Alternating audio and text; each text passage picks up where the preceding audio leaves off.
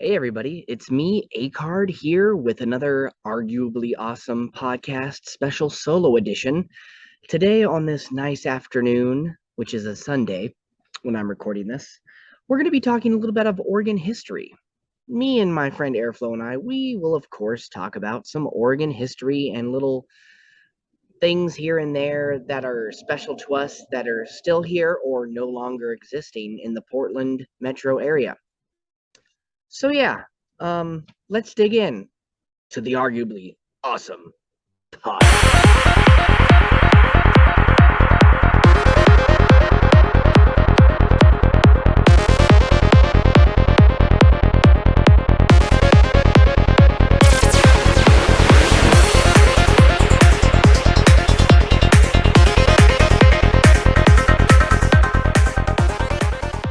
So, for those of you who don't know much about the Oregon Trail, it was a trail that went from Missouri to Oregon, exploring the rest of the United States. It wasn't even a trail, to be honest.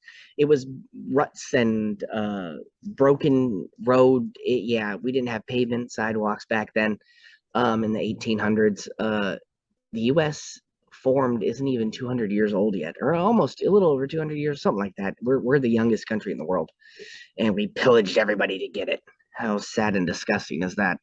The things you find out when you're older that you were told in school that weren't true. I went to a private school, so when we celebrated Thanksgiving, it was told that in a nice way for kids, the pilgrims came over and the Indians welcomed them with food and fruits. We exchanged hugs and kisses, and that wasn't true. But with PC stuff happening nowadays, the truth is able to be out there. And unlike Japan, they're still not, to my knowledge, owning up to World War One. It's like it doesn't exist. So there's people that do find out because of research, and there's people that just say it didn't. It wasn't real. It's like North Korea trying to hide all the truth out there and really isolate everybody. I mean, we're not getting political or anything, but just stuff. History. History needs to be maintained. You can't erase the past. The past is in the past for a reason. We can't cancel it. So if you're a part of cancel culture, you have to get over it because you can't cancel the past. Without the past, we don't learn from our mistakes. It's like it never exists. So something like this could happen again. And then it just creates arguments and whatnot. So the past is in the past. We can talk about it. We can leave it back there. But it's up to us to change the future and maintain our history. I am not a part of cancel culture. I am a part of preserving history, be it good or bad, to learn from and to educate. That's what life's about. So we got to remember that. We got to be united. We got to be one, work together. But that little tidbit behind us, Oregon Trail. I'm from Portland, Oregon. Airflow's from Portland, Oregon. Let's see. I'll plug in some museums and places you can go if you're in the Oregon, Portland metro area, because there's some museums and sites that you can go to that were the end of the Oregon Trail. How lucky. It was the end was here. The end is nigh. Oregon Trail, you will be familiar with that tile. If you grew up in the 90s, you'll remember the PC floppy disk, the Oregon Trail. I would say don't get your information from the Disney Pocahontas or the novel because John Smith and Pocahontas, little romance going on. Don't get your information. If you are, I'm gonna be lower. Don't stop now. Get your information from that game will probably be the most accurate, or biographies written by historians or something. A lot of death happened on the Oregon Trail. That game is a little frustrating because you either make it or you don't. But it was like that. It was pretty grueling and gruesome trek across the United States. So that game is hilarious. You need to look on the channel. I'm about to plug somebody. Brutal Moose. He does reviews of food, VHS thrift store pickups where you find out what's on the VHS tape, dead malls, PC games mostly. Brutal Moose, Brutal Foods, Brutal Reviews. Just check out Brutal Moose on YouTube. He's worth it. He's from Seattle, so he's somewhat local. I would love to get him on the show and just rattle his brain. But he played that game, so I'll link his video to the description below this video and some Oregon historical sites that you can check out if you're interested in going there and learning a little bit of history, because I'm not going to cover everything. There's only so much I can do. But thank you for joining the podcast today. Um, so before I show you this, my ancestors were on the Oregon Trail, and I have a piece of history with me that is from the 1800s, and I have a diary that's not related, but from an ancestor from over 200 years ago in this diary, which was written in German, a German ancestor, great, great, great grandfather, times three. So let me read a little bit about history. If you're not interested in learning, um, uh, well, then yeah, you don't have to. But here I have something.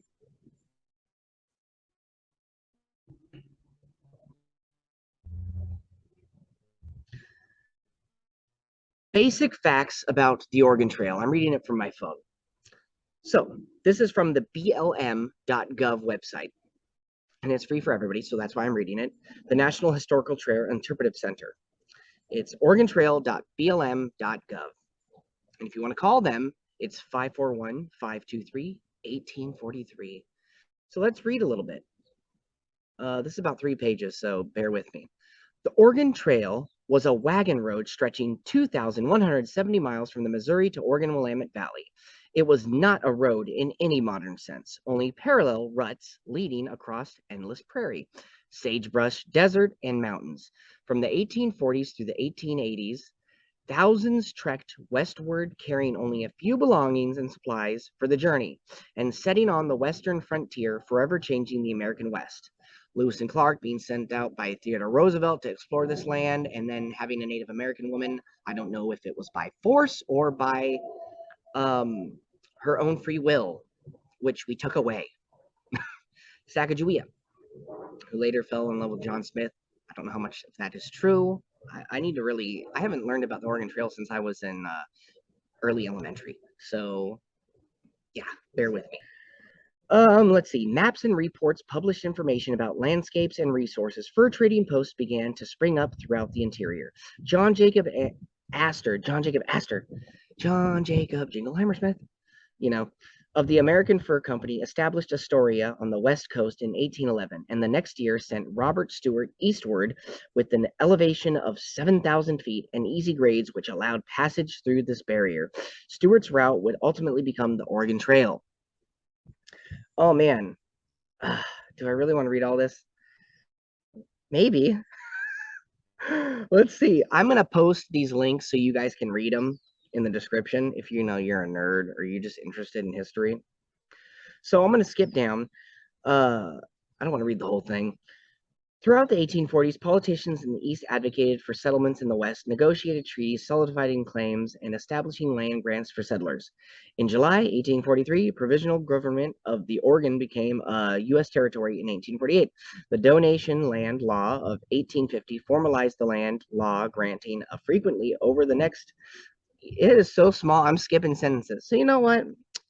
Yeah, I sound so stupid right now. Ah.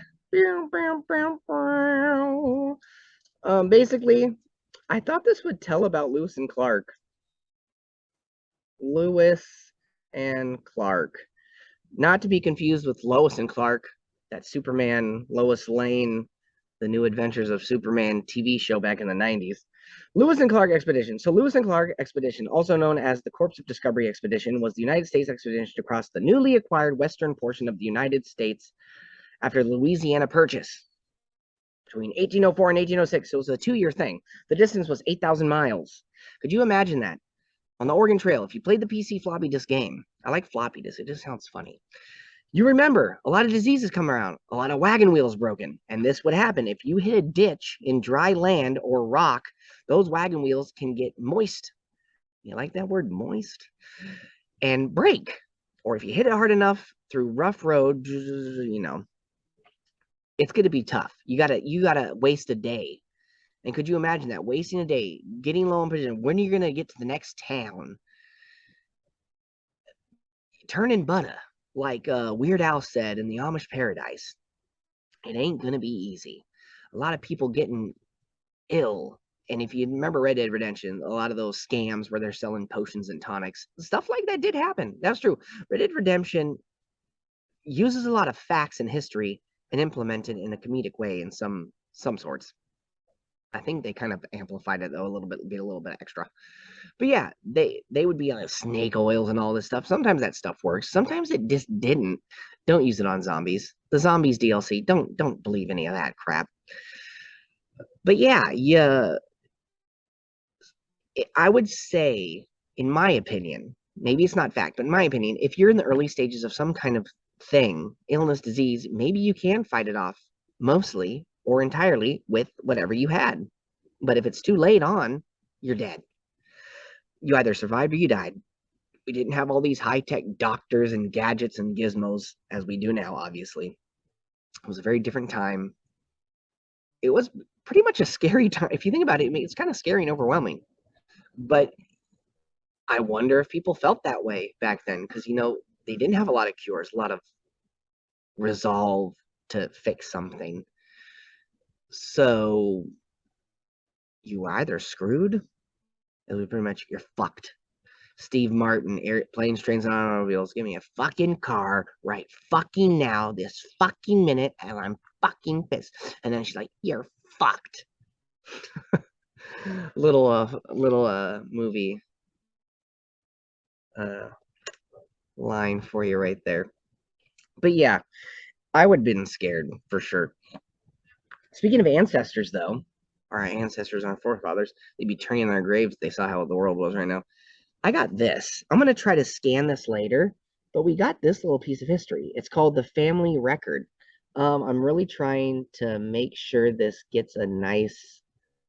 Oh man, we cannot get a good focus on this. Maybe we get there we go. So yeah, we got a family record. Um, trying to get in there. My ancestors drew that. I don't know who in particularly drew and wrote these things, but it has names, dates, a little bit of drawings, stars, and this is original ink pen, old style. And this board is very old because I think it's from like over 50 years old. So you can see some star drawings, some stuff like that. But yeah, let's read what it says. So it says on the side, I'm just going to read a little bit of everything here and there. I frecked it. My mom's going to be pissed. Truth of reason. To love,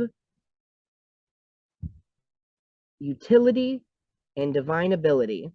Action in grace to the glory of liberty. Clarity, patience, holiness. Faith, love and union, how divine. Heaven, endless and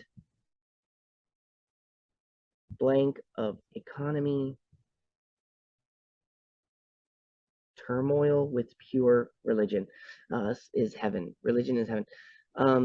Dream, 18th. Music, Absalom and Emmeline, Baron. These are people's names. So, Dr. Eeg, Justice, Mere, Right, Columbus, Egg. I don't know. This is just some interesting stuff here. Chronology and humanity from the true character of man. Philosophy. Defense of the rights of man by the good old Bible plan. And the bird of paradise will sing to nations.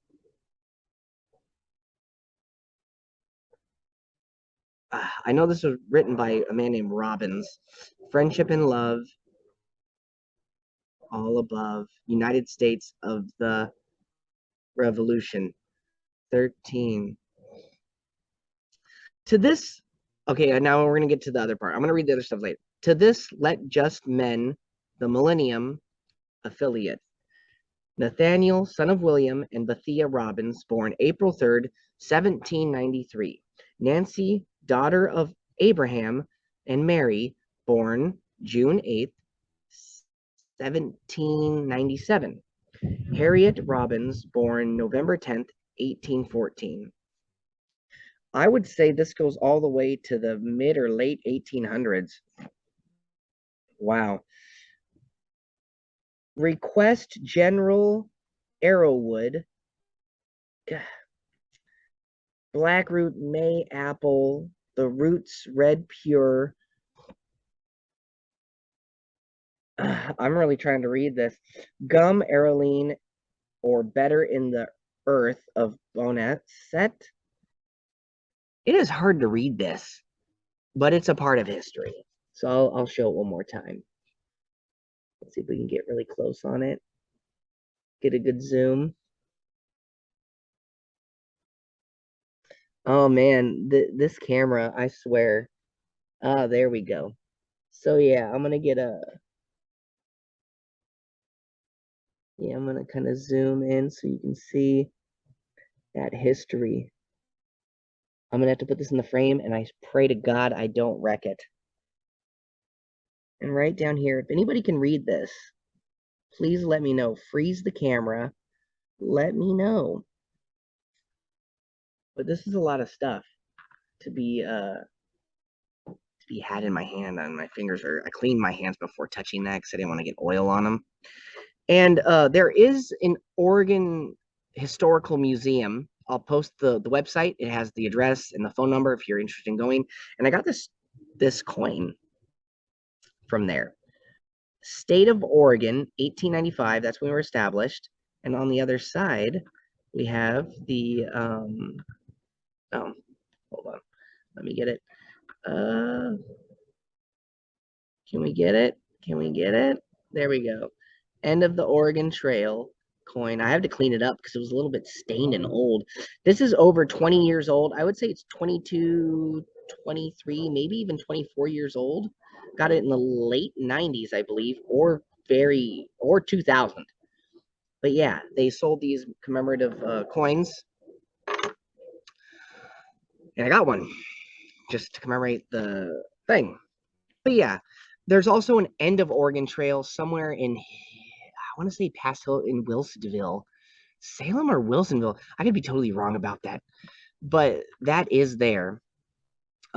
It has you couldn't miss it driving on the highway because there's a big wagon tent you go inside that has history and actual clothing, uh, housing utilities, uh, fabrics, everything that was used on the Oregon Trail. So you have an idea of what it was like, how rough life was. You think you have it rough now. I mean, people in the old days before the 1900s, it was pretty rough. You lived like a woodsman anywhere you go. I mean, my grandfather was born in 1916. I got his 1990 Toyota Camry. Gave it to me as a gift before he passed in 2016 at the age of 100. He lived through the Dust Bowl. He lived through World War One, Two, Vietnam War, the Gulf War. He lived through a lot of things, a lot of changes in the world, technology, everything. You name it, he's seen it change. And I got a piece of history with me. I got his World War II photo he took in a sailor outfit with his buddy. I looked just like him in the photo. But yeah, Oregon Trail. You want an in-depth look on that? I recommend you look it up. But now, going off of the Oregon Trail, because we're talking about history of the past, as far as my family is concerned, we have a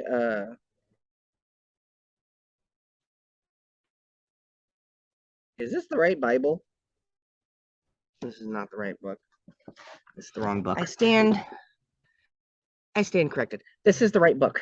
I had to confirm with my mother, but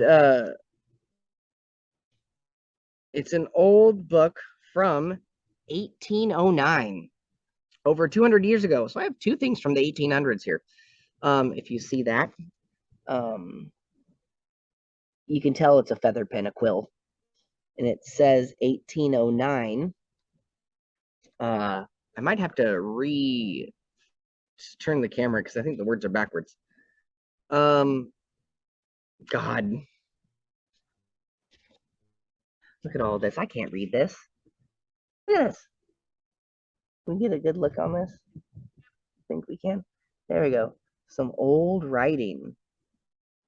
Very old writing. If you can read any of that, let me know. Pause the video. I'm trying to say Leah is in für Singfrau. I'm trying to see if I can read any of these words, and I might be saying them wrong because they might not even be the words, but there's some umlauts in here. Those are the two dots over the U or an N. Auf. And this might be Old German too. But look how old this book is. You can just see how torn and tattered it is. I'm really trying to, there we go, get the, yeah, it's really been used pretty much. You ever like to open up those books and go, smells old? No, actually, old pages like that, when you smell it and you smell those books from like the 60s, 70s, or 80s, you're like, wow, I smell like I'm there all over again. And I was never there. Oh, what's this? That's some doodling in the back of the book. Wasn't me. What's it say on the back? M.K. Mills, W.K. Kersham. Ah, Clear Creek, Oregon. So Kersham is my German family's name. We would used to have German family gathering picnics every summer when I was a kid back in the 90s up to the 2000s. And the last one I'd have to say I was at was in the late 2000s, probably 2007 or 8 was my last Kersham gathering. So we haven't met in a long time. They have all these books and history photos. It's like these big, thick binders, laminated pages of family history, names, written documentation such as this, that we share, we reminisce. I am person in a part in that. I would overhear it though because I was a kid. I played with other kids at the creek or the lake or whatever picnic area we would rent out in the countryside of Clackamas County. But yeah. Well, that's it for today. Thank you for joining my special solo podcast on the Oregon Trail and some family history of mine. Be sure to like, share, and subscribe. Oh, I hate saying that. Maybe I shouldn't. Maybe I'll erase that. Maybe I'll leave it in. I don't know. But do check us out on all our social medias: Instagram, Twitter, Patreon, Discord, Twitch. Uh, what else is there? Facebook. Did I already say that? YouTube, definitely. So if you'd like to listen to the show, we're on all major platforms that stream podcasts. And if you want to watch the show for an extra laugh or extra entertainment because you're a visual person, check out the video of our podcast at Arguably Awesome Podcast on YouTube. And you just type in Arguably Awesome Podcast anywhere else you'd like to find us. Thanks for tuning in. Stay safe and watch out for that snake bite.